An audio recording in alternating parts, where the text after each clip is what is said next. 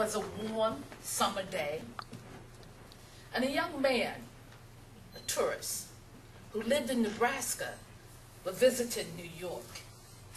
And this was his first time in this big city with the tall skyscrapers and all the monuments.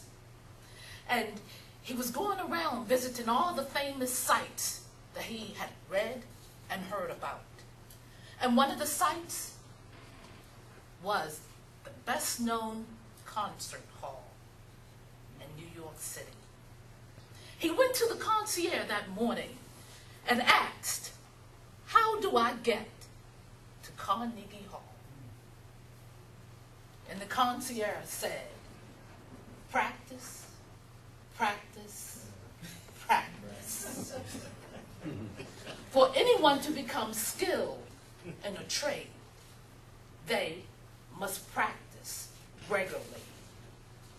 Any professional musician, they probably practice hours a day. Athletes have to practice at least 8 hours a day.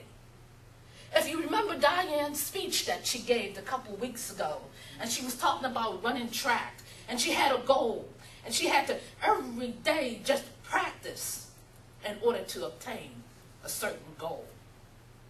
So now if we want to become skilled Toastmasters, we must practice on a regular basis.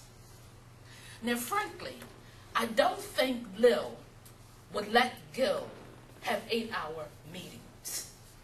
And if she did, I don't think any of us would probably be here. So therefore, how do we practice?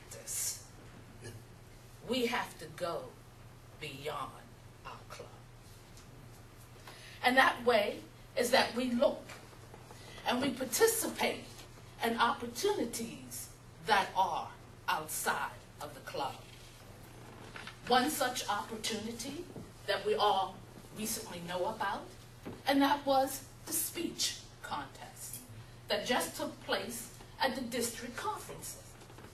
There are many opportunities for us to practice our skills at the contests. Judges, which some of you have served as. Also, there are timekeepers. Lil has been a timekeeper and also a judge at some of the contests. Gil has been the contest master. Diane has been a ballot counter. So many of us are already taking opportunities to practice our skills.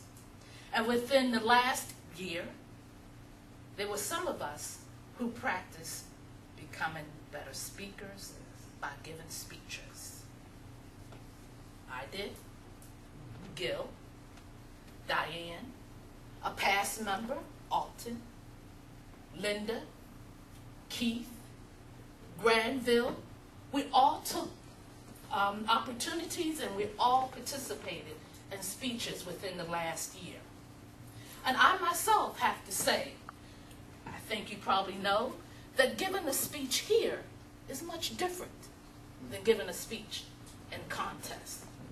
You're speaking to an auditorium or into a grand hall. And so therefore we have to learn to speak with volume and to project. You want to make sure that the person at the very end row can hear you. We exaggerate our gestures and articulate what we have to say. We also have to practice and practice. My last competition, it was the first time that I've ever used a mic. And so we had to learn right then and there how not to go in front of the speaker and how to project our voices through it. Every opportunity gives us a means of learning something. I remembered in practicing for this last competition, if you remember Ross Moss, who was here, the musician, and he said to me, "Trudy, as you practice your speech, instead of saying it out loud, practice it just in your mind." And I said, "Why?" He said, "Because then you're not straining your voice. And you're not using up your voice." Gil would remember last year, 2 days before the competition, I couldn't speak. And I called Gil and I said, Gil, tell number 2 to be ready because I don't know if I can make it. And so every opportunity that we have, let's learn some of these skills. Competition in speaking is also a way of us perfecting our skills because frankly here, there's a level of comfort.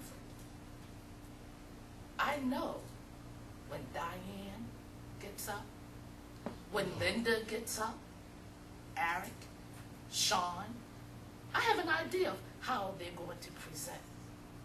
As well as for some of the folks I know, some of the challenges that they're working on. But believe me, when you get into competition, it's a whole new ball game. And in fact, I have to admit, I even changed my speech midway because I heard the speech in front of me.